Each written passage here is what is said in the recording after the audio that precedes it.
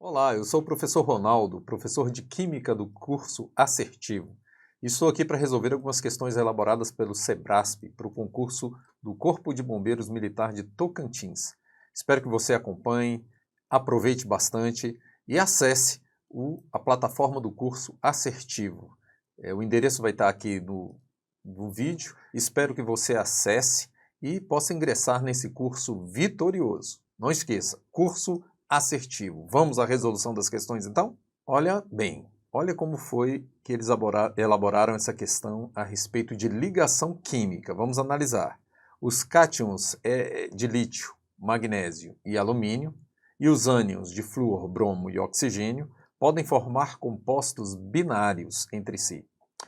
Entre esses compostos, os que apresentam ligação com maior caráter iônico e maior caráter covalente são, respectivamente. Pessoal, é bom observar aqui o seguinte: a ligação química ela vai ocorrer de três formas, basicamente: através de uma ligação iônica, covalente ou metálica. Lembrando que o caráter prevalente é que vai classificar determinada ligação dentro desses conjuntos, né? Mas óbvio que determinados compostos formados por ligação iônica podem apresentar um caráter covalente. Então vamos à solução dessa questão. Como podemos observar aqui, através do número de oxidação de todos esses íons, nós podemos assinalar que o lítio está na família 1, o magnésio na família 2, o alumínio na família 13, o flúor na família 17, o bromo na família 17 e o oxigênio na família 16. Todos eles são elementos representativos. Para apresentar um maior caráter iônico, nós devemos então lembrar da propriedade eletronegatividade. A eletronegatividade ela cresce, ela aumenta da esquerda para a direita na tabela periódica e de baixo para cima.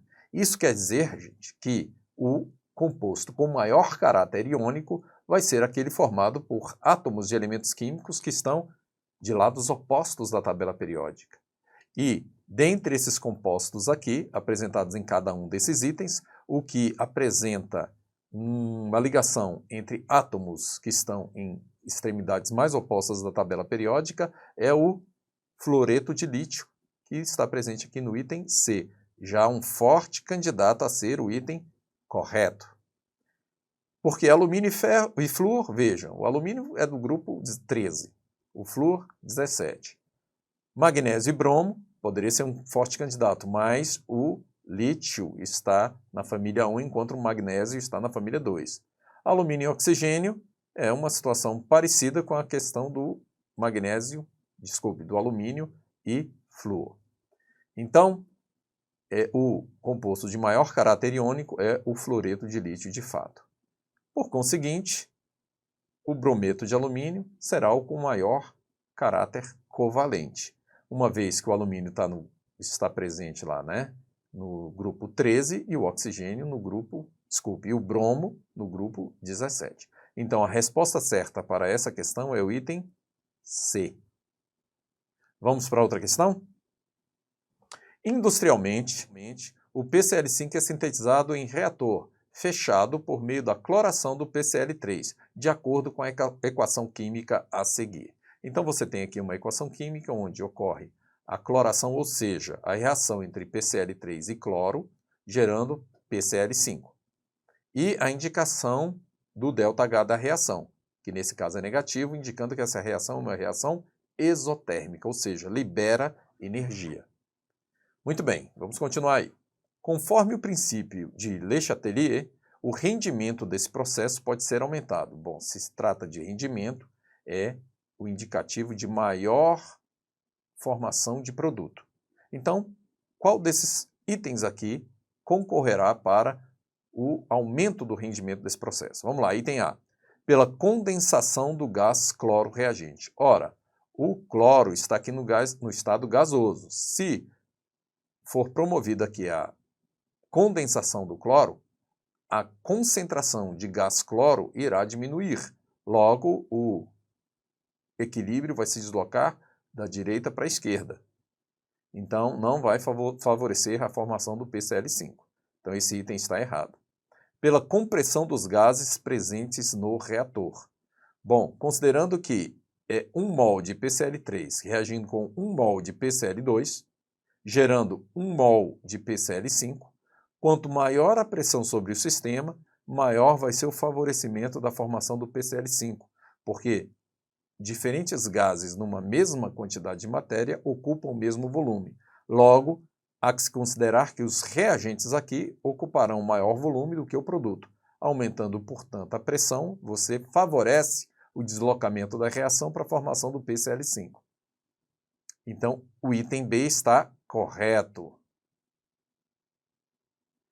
Vamos só seguindo, então, analisando os outros itens. Pela elevação da temperatura do sistema. Ora, gente, a reação é exotérmica. Se você fornece energia, você desfavorece a formação do produto. Então, esse item C está errado.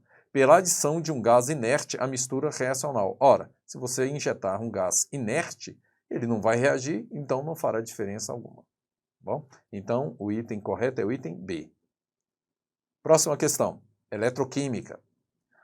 Bom, em meados do século XX, as pilhas alcalinas surgiram como uma alternativa muito mais eficiente energeticamente em comparação às pilhas tradicionais. Como mostra a seguinte figura, a pilha alcalina utiliza os mesmos eletrodos da tradicional, porém, o seu eletrólito é uma solução aquosa de hidróxido de sódio concentrada, de aproximadamente 30% em massa, contendo uma dada quantidade de óxido de zinco. Daí a denominação alcalina para essa pilha. Bom, durante o funcionamento dessa pilha, cujo esquema está aqui do lado, vamos assinalar o item correto. Pois, durante o funcionamento dessa pilha, complementando então a sentença. Zinco em pó sofre redução. Antes de analisarmos, vamos verificar aqui uma coisinha. Polo positivo da pilha é o cátodo. Polo negativo é o anodo. E quem é que está funcionando como anodo aqui? O zinco em pó. Bom, se ele está funcionando como anodo, logo o zinco em pó sofrerá a oxidação. Enquanto que o polo cátodo, né, que é o polo positivo, é o dióxido de manganês. Logo, essa substância aqui sofrerá a redução.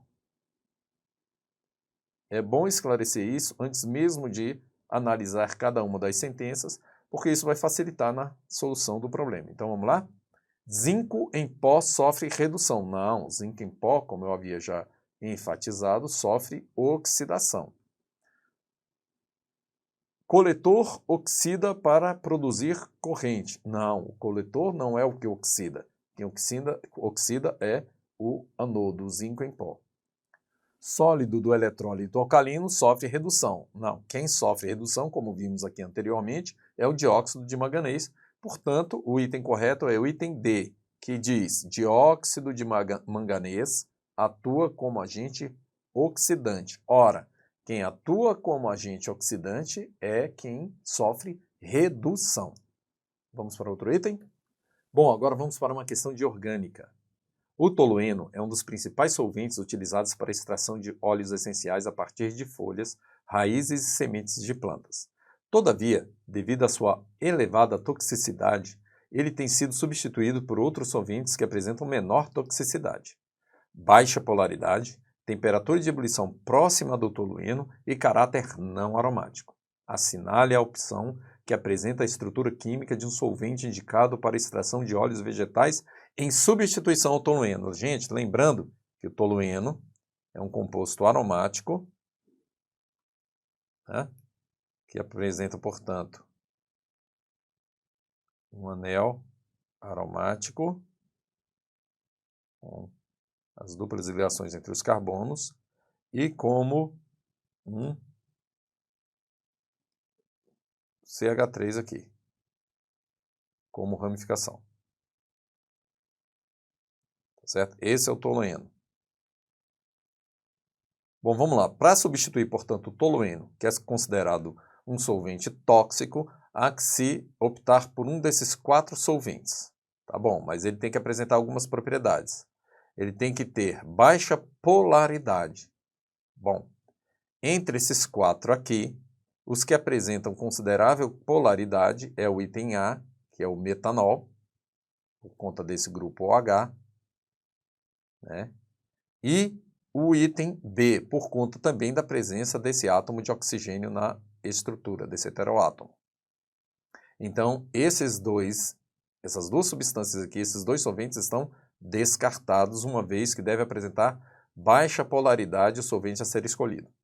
Bom, deve apresentar uma temperatura de ebulição próxima à do tolueno e caráter não aromático, ou seja, não pode apresentar esse anel aqui, pessoal, benzênico, não pode. Então, o item D também está descartado, sobrando, portanto, o ciclohexano. Ou seja, a resposta certa é o item C. Bom, vamos então para a última questão, uma questão de equilíbrio químico. Então vamos lá. Visando estudar o equilíbrio a seguir, um experimentador adicionou quantidades equimolares de tricloreto de fósforo e cloro gasoso em um reator a 180 graus Celsius. A reação química está aí representada. Atingindo o equilíbrio, foi verificada uma concentração de 1 vezes 10 a menos 4 mol por litro de pentacloreto de fósforo, ou seja, do produto da reação. Admitindo que a 180 graus Celsius a constante de equilíbrio em apreço seja igual a 0,64, assinale a opção que indica a concentração de cloro gasoso presente no equilíbrio. Lembrando que o equilíbrio químico é dado pela expressão geral Kc será igual a concentração, no caso aqui dessa equação química em específico, a concentração do produto, no caso pentacloreto de fósforo, PCl5, dividido pelo produto da concentração de Cl2 e de PCl3, que é o tricloreto de fósforo. Tá? Então, a expressão é essa. A constante de equilíbrio foi fornecida, a concentração de pentacloreto de fósforo também foi fornecida, e agora o elaborador quer saber qual é a concentração de cloro gasoso. Bom, como nesse caso, no balanceamento da equação, você observa que tanto para o tricloreto de fósforo quanto para o cloro, a quantidade de matéria necessária para reagir é de 1 para 1, pode-se considerar aqui, né, para essa expressão, que a concentração tanto de cloro quanto a concentração de tricloreto de fósforo será a mesma. Então, nós podemos representar, para efeitos de cálculo, essa expressão da seguinte maneira. A gente pode considerar que 0,64, que é a constante de equilíbrio, será igual à concentração do pentacloreto de fósforo, que é 1 vezes 10 a menos 4 mol por litro, sobre o produto das concentrações de cloro e tricloreto de fósforo, que eu vou considerar aqui como sendo x vezes x, porque será a mesma concentração para os dois. Dessa forma, isso aqui será igual a 1 vezes 10 a menos 4 sobre x ao quadrado. Então vamos seguindo. Eu reorganizo essa expressão da seguinte forma. X ao quadrado será igual a 1 vezes 10 a menos 4 sobre 0,64, que é igual a 1 vezes 10 a menos 4 sobre 64 vezes 10 a menos 2. Posso levar essa potência de 10 para o numerador, e aí fica da seguinte forma. X ao quadrado é igual a 1 vezes 10 a menos 4 vezes 10 elevado ao quadrado. E isso tudo sobre 64, que é igual a 1 vezes 10 a menos 2 sobre 64. Eu posso agora extrair a raiz quadrada desses dois termos aqui dessa fração. Então, eu vou ter raiz quadrada de 1 sobre 10 ao quadrado, que é 1 vezes 10 a menos 2, sobre a raiz quadrada de 64. Isso aqui vai ser igual a 1 sobre, desculpe, aqui é 10 ao quadrado, 1 sobre 10 sobre 8, que é igual a 1 sobre 8 vezes 10 a menos 1. X será igual a 1 dividido por 8, dá 0,125 vezes 10 a menos 1.